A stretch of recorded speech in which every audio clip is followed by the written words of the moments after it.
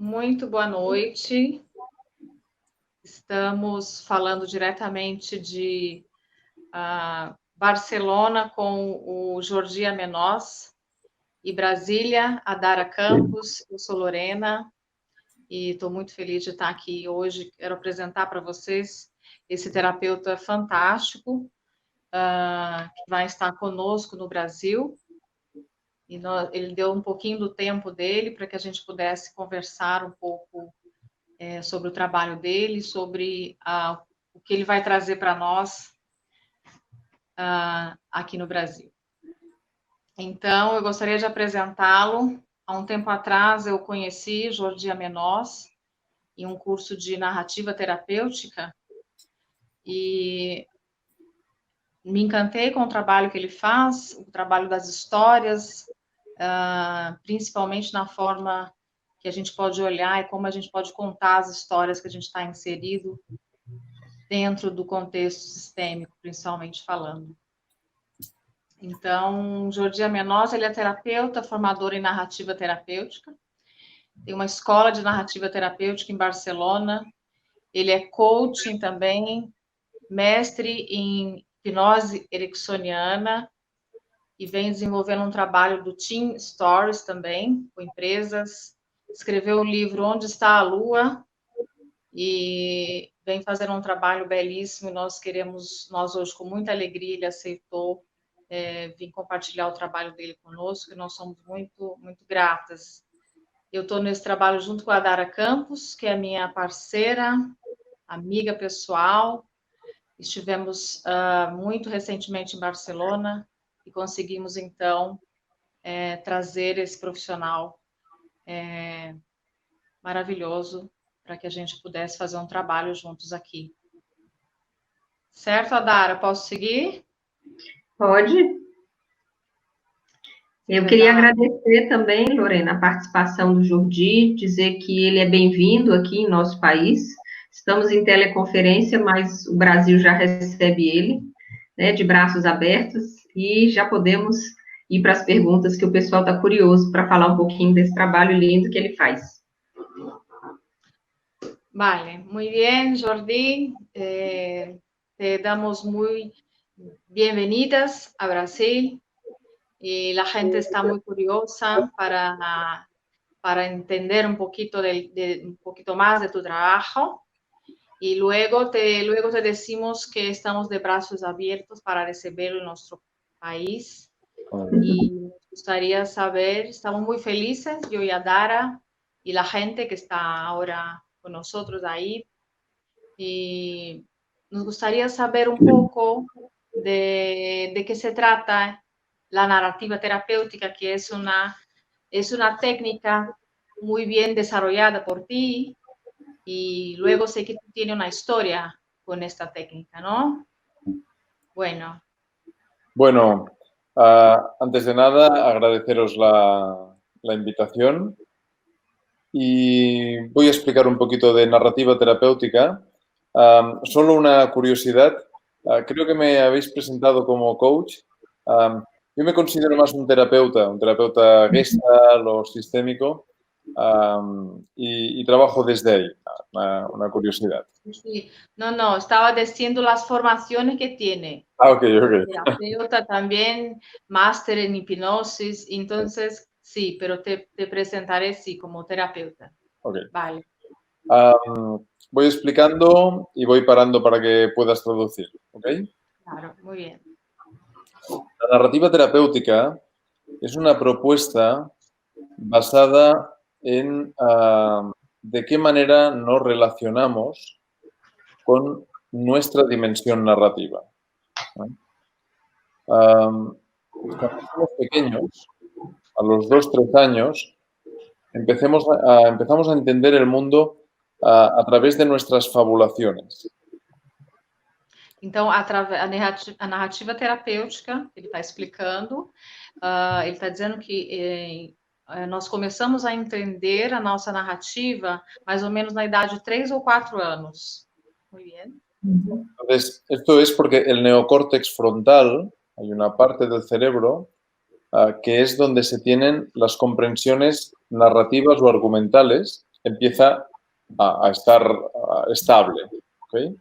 Entonces, hasta los 5 o 6 años, nuestro pensamiento principal es el pensamiento mágico.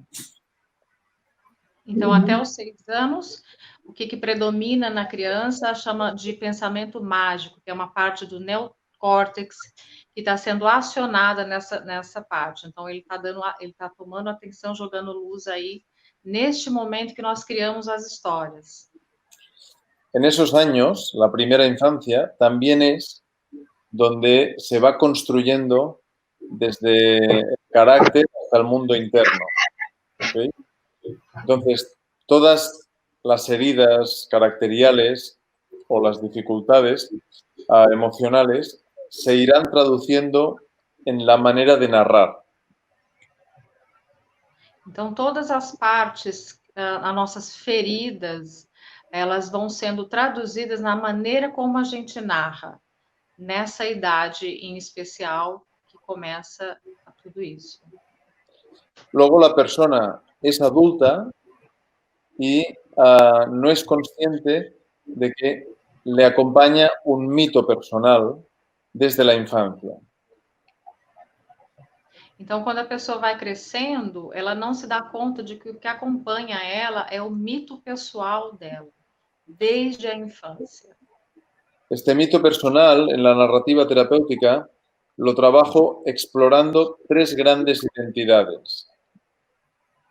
E esse mito pessoal, eu trabalho explorando 3 grandes Identidades. identidades, isso. La primera es la biográfica. ¿De qué manera, cuando miramos la vida que hemos vivido, nos narramos o negamos algunos capítulos de nuestro pasado? Então, a primeira é a identidade biográfica, onde a gente vai negar ou a gente vai afirmar determinadas coisas que aconteceram conosco. Es muy interesante ver cómo cuando alguien narra su biografía, toma una serie de decisiones donde esconde cosas importantes o disfraza cosas que no han sido importantes. Puede seguir, que estamos entendiendo el portugués. Vale. Entonces, cuando uno mira la biografía, olvida muchas veces que la biografía es como un amigo. La biografía es como un amigo. Uno tiene que preguntarse si su biografía es un amigo confiable o no es un amigo confiable. Então, o que a pessoa tem que perguntar é se essa biografia é um amigo dela que é confiável ou não é um amigo tão confiável. Más allá de lo que hayamos recibido por el destino, más allá de lo que nos haya tocado vivir, la manera en que se narra internamente es la que muchas veces nos da pistas de si podemos confiar en la sabiduría de nuestra biografía o de si negamos nuestro pasado y esto nos desconecta internamente. Então, quer dizer que essa questão do que nós vamos narrar da nossa história, ela vai muito além do que aquilo que de fato aconteceu. E ela está muito mais ligada à forma como nós contamos o que aconteceu conosco. La segunda identidad es la identidad donde trabajamos la mitología familiar. Toda familia, a los ojos de un niño o de una niña, es una gran fuente inagotable de historias, anécdotas e imágenes, ¿no? Entonces, para un niño o una niña, las historias de casa son verdad. Então, a segunda é o mito familiar. Então, para toda criança, tudo aquilo que é dito em casa, as histórias que a criança escutou, todas son verdades.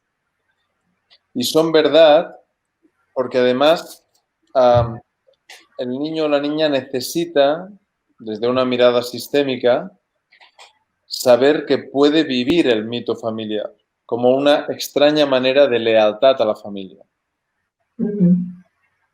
Então, o que a criança, que ela precisa é saber que ela vai viver aquele mito familiar, por mais estranha que seja.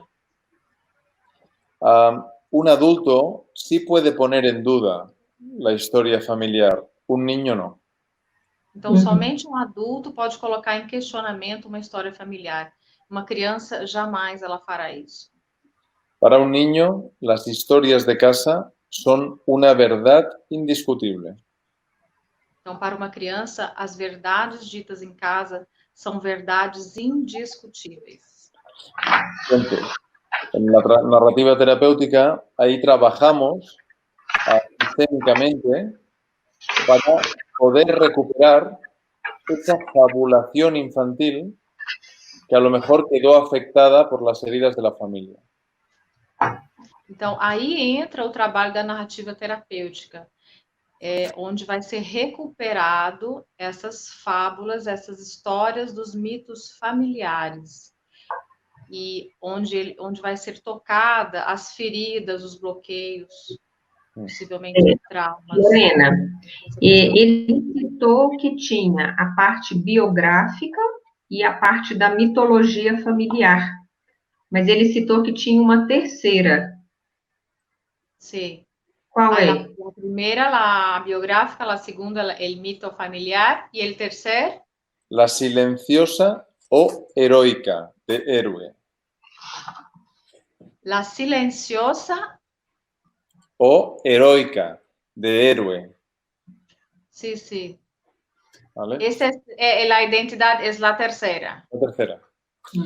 Entonces, normalmente en esta tercera identidad, la persona ya no se vive como un individuo, sino que es una identidad más basada en la idea de comunidad, en la idea tribal. Entonces, en esta tercera identidad, la persona normalmente invito a que se conecte más con la vivencia de la poesía mitológica. Y voy a explicar esto. La poesía mitológica. Vale. Es una manera de hablar, pero nuestra cultura occidental ya no hace caso a la mitología. Somos una cultura muy basada en el mito tecnocientífico.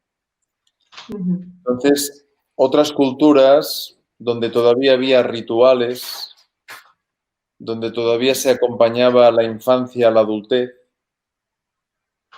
donde todavía se cultivaba un cierto arte espontáneo, por ejemplo, las tribus, ¿no? La persona tenía una cierta orientación existencial. El mundo occidental ha ido retirando esta dimensión mitológica. Okay. Y entonces, a veces olvidamos que nuestra psique está construida sobre imágenes míticas. Y que ahí es donde nacen, desde hace miles de años, los cuentos de hadas, los mitos de aventuras, las historias que son metáforas de alguien que encuentra la sabiduría dentro de la persona, ¿no? Entonces trabajo con esa tercera identidad donde el trabajo es más psicoespiritual. Então, a terceira identidade é trabalho mais voltado para o psicoespiritual, porque, segundo Jordi, ele está nos chamando a atenção para que o nosso modo ocidental de ser não dá tanto valor às mitologias que construíram o nosso processo psíquico. Então, todo esse processo de construção dos contos de fadas que nós entramos em contato é o que ele está colocando nessa terceira identidade, que ele está chamando de silenciosa e heroica. En la primera identidad se reflexiona mucho sobre el individuo, cómo ha sido mi vida. Sí. En la segunda identidad se reflexiona mucho de cómo ha sido la vivencia en mi familia. Y en la tercera identidad la reflexión es qué significa ser humano. Por eso hacemos un viaje narrativo sobre esas tres identidades. Então, você pode falar mais uma vez? A primeira A primeira tem a ver com a pessoa em si, comigo mesmo, né? A segunda tem a ver com a família. E a terceira tem a ver com o ser humano, numa dimensão mais ampla. significa ser humano. Muito bem, perfeito. As três abordagens são trabalhadas no nosso workshop? Será feito a interação entre essas três? El taller que habrá en Brasil, Jordi, ¿te vas a entrar en los tres? ¿Sí? Sí, porque además están ubicadas en el cuerpo. La primera identidad es más mental. La gente piensa sobre cómo ha sido su vida. Claro. La segunda identidad es más emocional. ¿Qué siento? ¿Cómo he aprendido a amar a través de la vivencia de la familia? La tercera está debajo del ombligo, a lo que los hindús llaman el jara o en China el dantien. Este centro energético en el ombligo, donde la gente medita o residen en trabajos más silenciosos. Y Joseph Campbell, el mitólogo, decía que ahí es donde se vive la mitología, no en la cabeza. Que lindo esto. Bueno, então ele está falando que nós vamos abordar os três, ele vai abordar os três tópicos, porque todos estão localizados no corpo. Então, o primeiro, ele está localizando na cabeça, no pensar, como ele falou. O segundo, ele está localizado mais aqui. E o terceiro, ele está fazendo menção ao umbigo, que é uma parte mais do ventre, que é a parte que ele está falando que Joseph Campbell, ele está chamando a atenção para isso. Ok.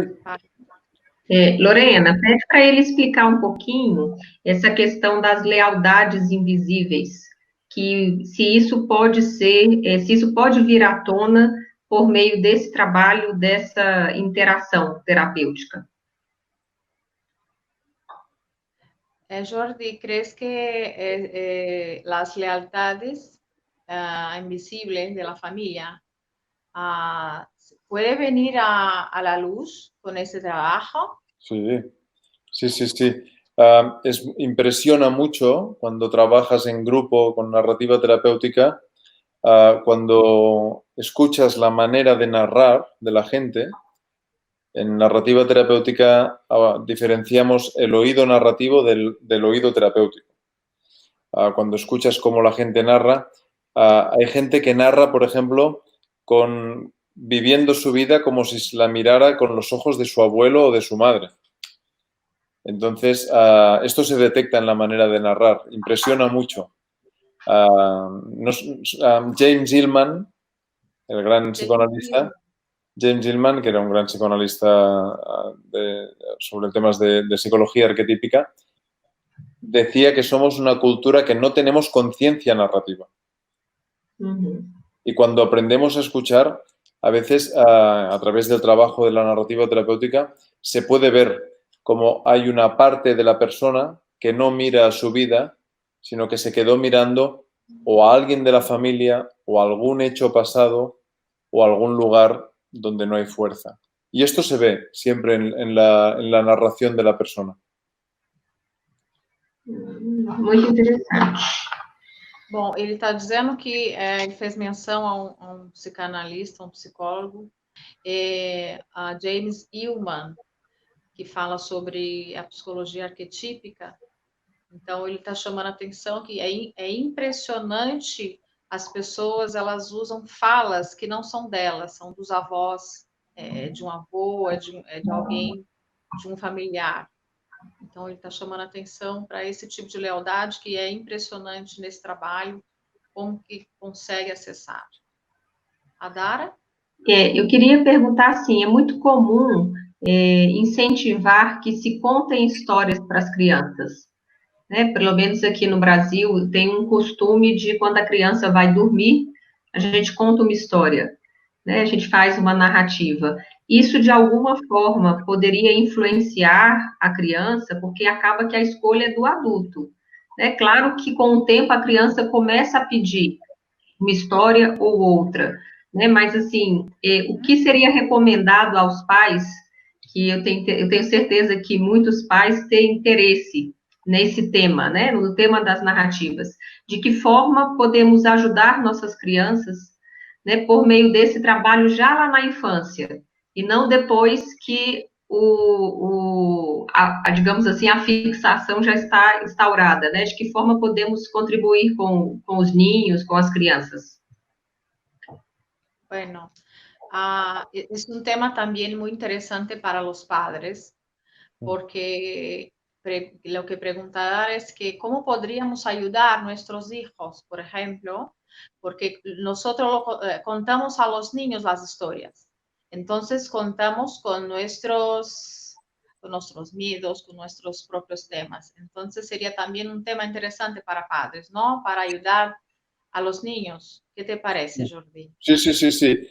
Para un niño, para una niña, escuchar historias le permite construir su identidad. Es decir, si un niño o una niña no pueden escuchar historias, no pueden jugar a ser un vaquero o un astronauta, difícilmente podrán construir su identidad. Wow.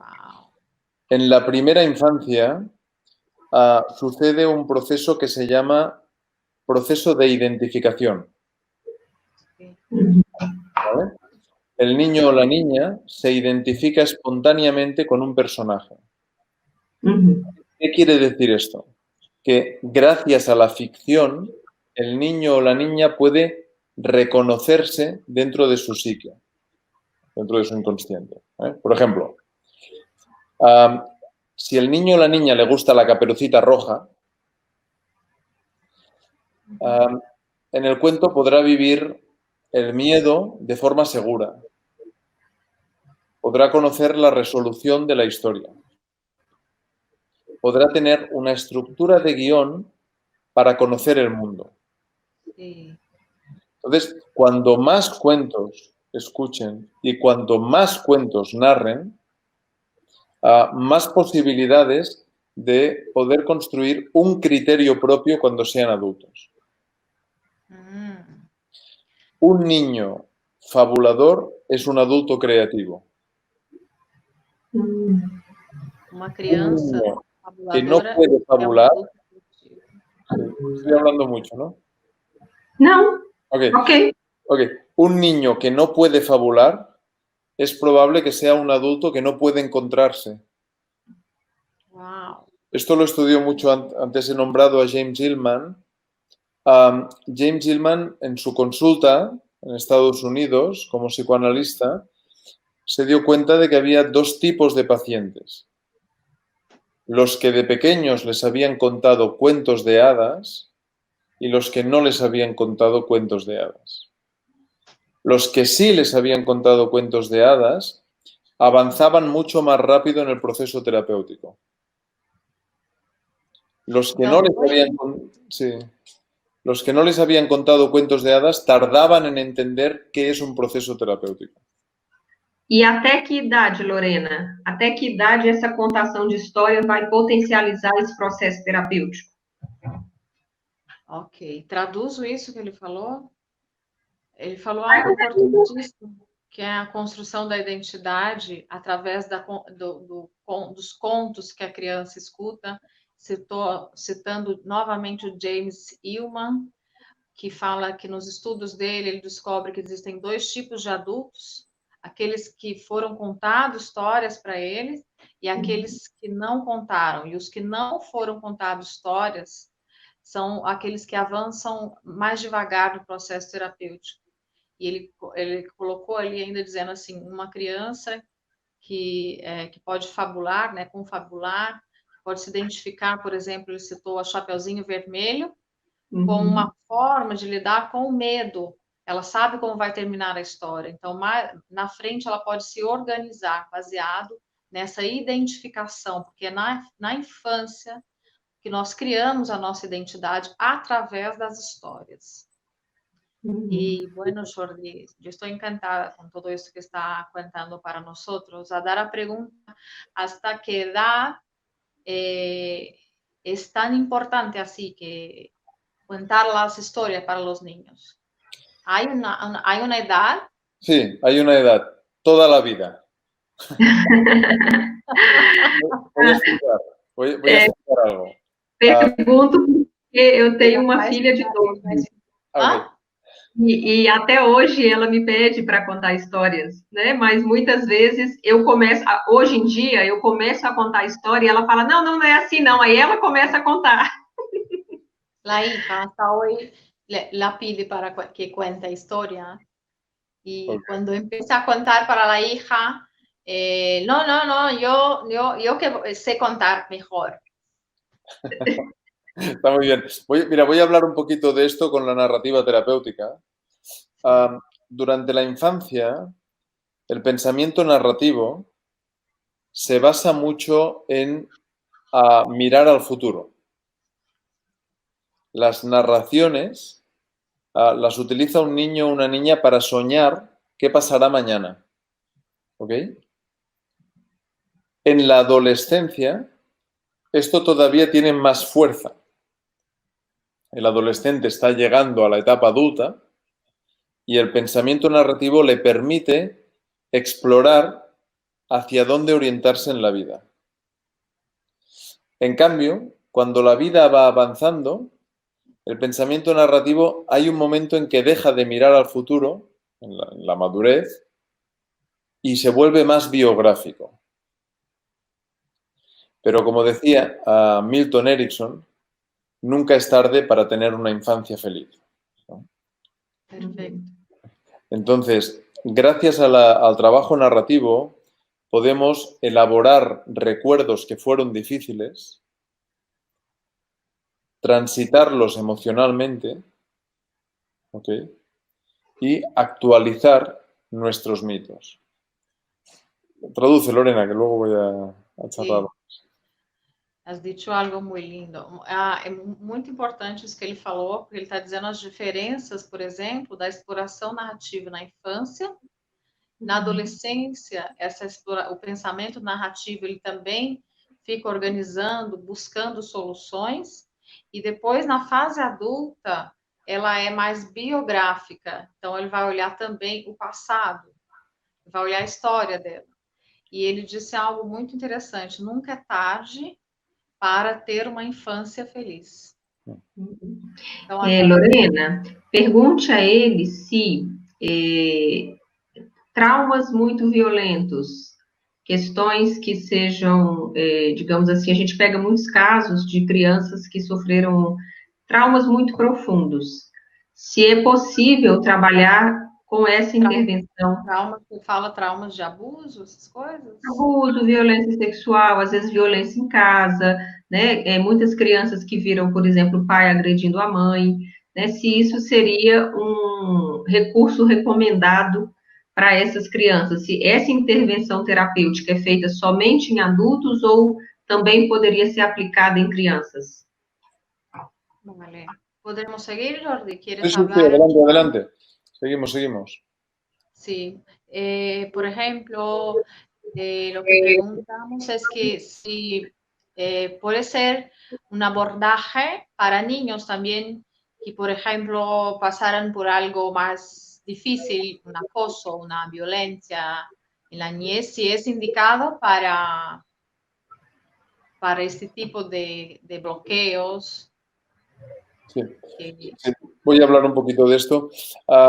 Sí es indicado, aunque yo no acostumbro a trabajar con niños y niñas. Estoy especializado con el trabajo con adultos. Ahora bien, a lo largo de los años que hace que me dedico a esto, he trabajado con gente, por ejemplo, que han sufrido atentados o abusos o situaciones muy difíciles en la vida. Adultos. Sí, adultos. Vale. Entonces, es interesante ver que siempre que ha habido una experiencia de trauma, acostumbra haber una congelación emocional. Y siempre que hay una congelación emocional, hay una narrativa que queda fija. Lorena, me espero que traduzcas. Traduz só o finalzinho, Lorena. ¿Cómo? Adar. Traduz só o finalzinho, o começo dá para entender. Siempre que hay una correlación Entre cuando hay un bloqueo emocional por trauma, la persona construye una historia que queda fija, queda estática. Sí, sí, sí, sí. Vale, entonces, Sempre que tem um trauma, a pessoa ela faz uma correlação, onde ela constrói uma história fixa. sí, Então, uma história que não é mudada. exacto. Y esto es un gran problema, E esse é um problema muito grande. porque ahí aparece un proceso que se llama compromiso lingüístico, Aparece um processo que chama compromisso linguístico, donde la persona, como le duele mucho encontrarse, como dói muito para essa pessoa encontrar com essa questão, no se busca a través del cuerpo la emoción o la profundidad, ela não busca no corpo dela ou através da profundidade, sino que se busca en la historia. ela busca na história. Entonces, esto no ayuda a superar la situación con los años. E isso, com o passar do tempo, não ajuda ela a superar aquele trauma. A los alumnos de narrativa terapéutica siempre les digo que cuando hay una historia que hace mucho tiempo que es verdad, ha llegado el momento de salir de ahí. Quando tem uma história que há muito tempo, que ela é verdadeira há muito tempo, então chegou o momento de sair dela. Las historias, dice Thaisa Frank, que es una profesora en Berkeley, las historias son seres orgánicos, seres vivos. Entonces, siempre están cambiando. Cuando São seres vivos e por isso elas sempre estão mudando. Cuando una historia no cambia, es que hay alguna herida emocional. Então, quando uma história não muda, aí existe uma ferida emocional. Siempre que las historias no cambian, no mudan, se llaman, siempre que las historias no cambian, no van avanzando, esa es la estructura donde se construye el fanatismo. Então, toda vez que nós nos damos conta dessa estrutura que não muda, é uma estrutura que ele está colocando onde aí se instala o fanatismo. Sí, es decir, el fanático, decía Joseph Campbell, es alguien que ha cerrado su corazón y tiene que limpiar el mundo para que el mundo encaje con su historia. Joseph Campbell fala que o fanático é aquele que fechou o coração dele e teve que limpar o mundo para que o mundo se encaixe na história dele. Uau, que fuerte. El trabajo que buscamos con la narrativa terapéutica es que tú puedas abrir el corazón. O trabalho da narrativa terapêutica é que você consiga, então, abrir o coração. Y así no hace falta limpiar el mundo. E desse jeito você não precisa, então, limpar o mundo. Pero para abrir el corazón vas a tener que poner en duda tu historia. Mas para você fazer isso, abrir o seu coração, você vai ter que colocar, então, em dúvida essa sua história. Y seguramente perderla. E de verdade, com certeza você vai perder. Hay fanatismos religiosos, políticos, pero también hay fanatismos dentro de las familias. Lorena, peça para ele explicar um pouco. Espera, Adara, un segundo. Lo explico un poquito más. Por ejemplo, para la gente que trabaja con temas sistémicos o de familia, hay gente que le dan la categoría de verdad a la historia que tienen sobre su papá o mamá. Y no la modifican en toda la vida. Entonces, ahí también la misma historia. Esto nos da pistas de que hay alguna herida emocional que provoca una cierta idea fanática de papá o mamá, de papá o mamá, sean buenos o malos o lo que sean. Ok.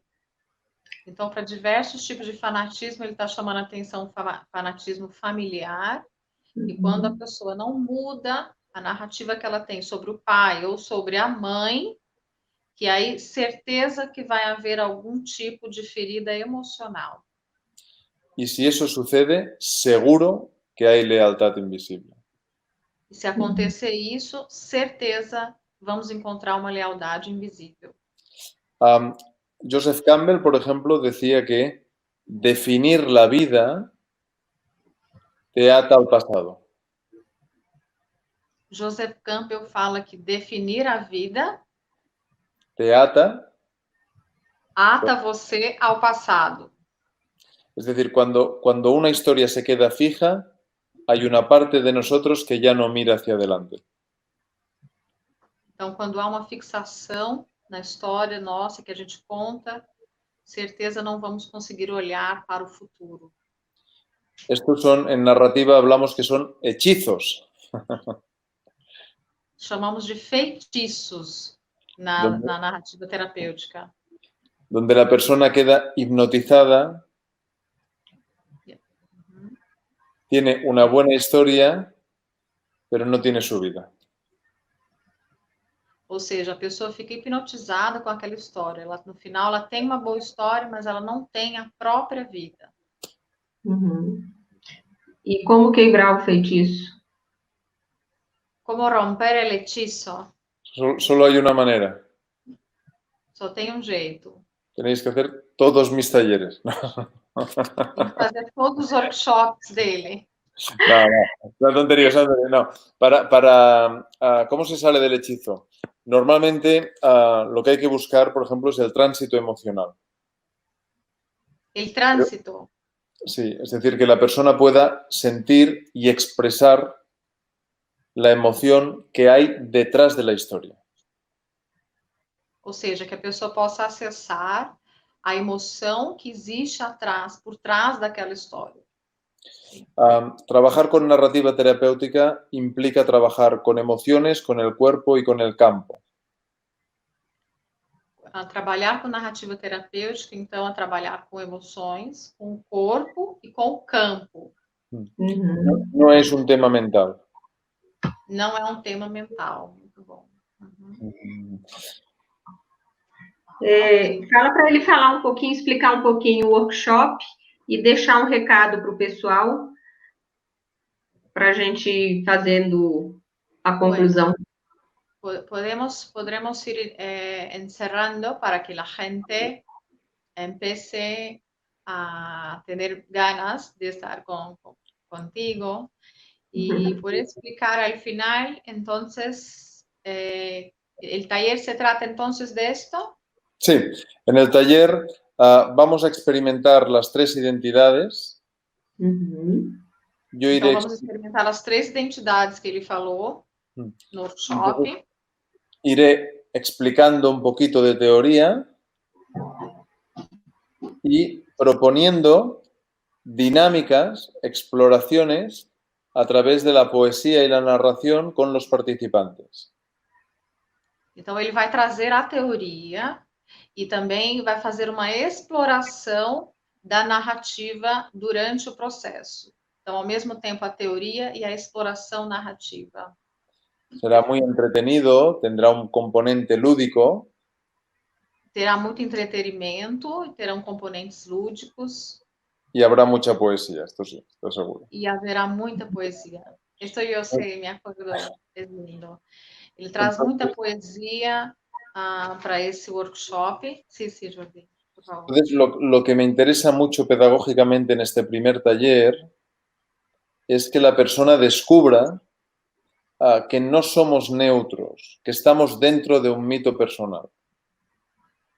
Essencialmente, para que a pessoa descubra nesse workshop que nós não somos neutros, nós estamos ativos nessas narrativas pessoais.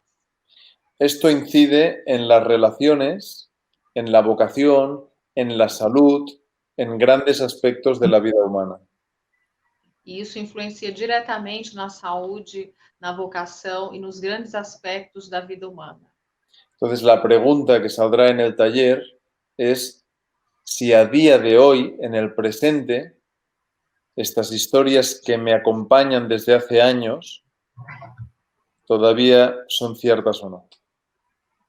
Então, a pergunta que vai sair nesse workshop é se as histórias que eu conto até hoje, se elas estão certas ou não.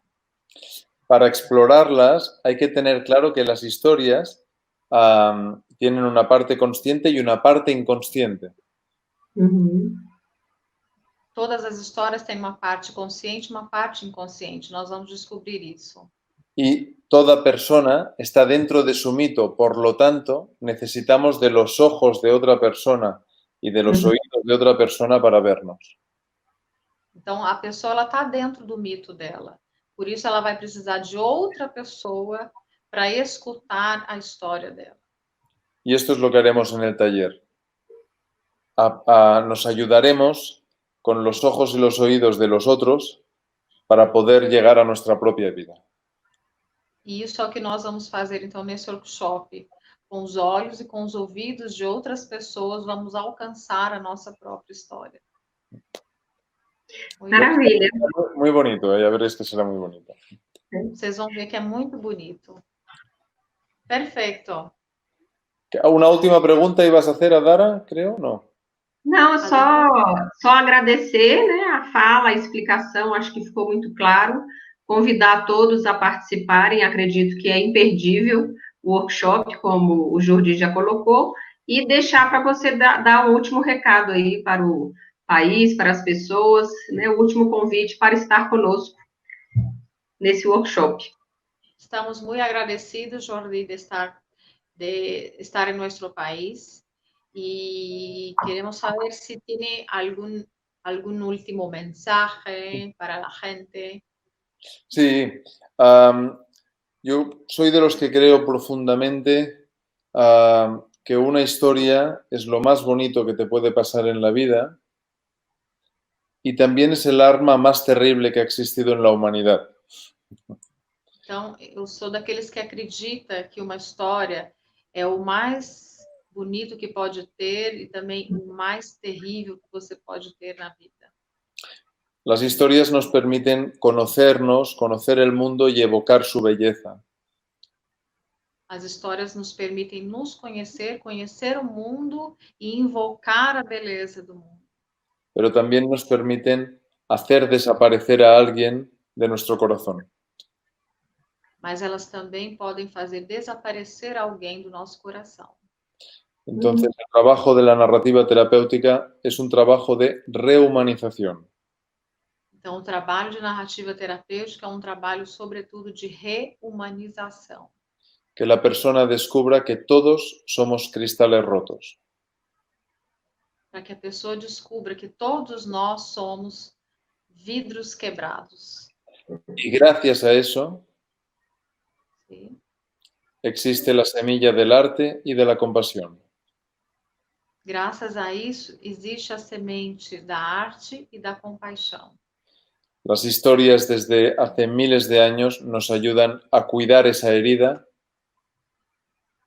As histórias, desde já muitos anos, ajudam que a gente possa curar a nossa ferida. Y poder fomentar esa belleza y esa compasión. E poder fomentar essa beleza e essa compaixão. Así que es un trabajo muy bonito, donde lo interesante es poder descubrir que nuestros propios demonios y dragones Assim, que essa é um trabalho muito bonito, que a gente pode descobrir nossos próprios demônios e dragões. muchas veces quieren ayudarnos, pero no entendemos el idioma. Muitas vezes eles querem nos ajudar, mas a gente não entende o idioma deles. Y las historias sí que nos permiten hablar con nuestros propios demonios. E então, através das histórias, elas nos permitem falar com nossos próprios demônios. Y hacer las paces en algún momento.